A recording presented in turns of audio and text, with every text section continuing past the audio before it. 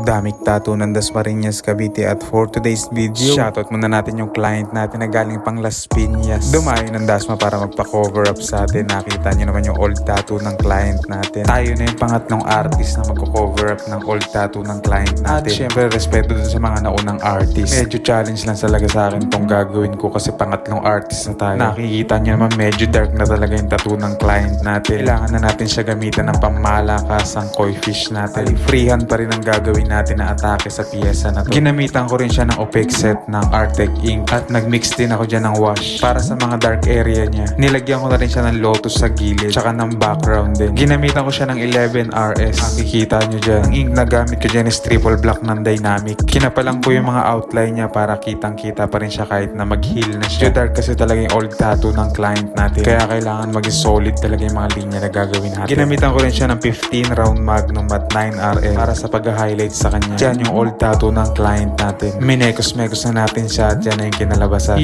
Nadali na. Wish Cruciban, Wish 107.6. Malakasan na naman yung koi fish na ginawa ni Insan. At syempre shoutout sa sponsor natin, Mr. Marcos Organic Tattoo Aftercare Gel ng Bayan. Nakita niyo naman nabura na yung old tattoo ng client natin. At sa mga gusto ng ganitong klaseng datingan ng tattoo cover up, follow nyo lang Damik Tattoo ng Dasmariñas, Cavite.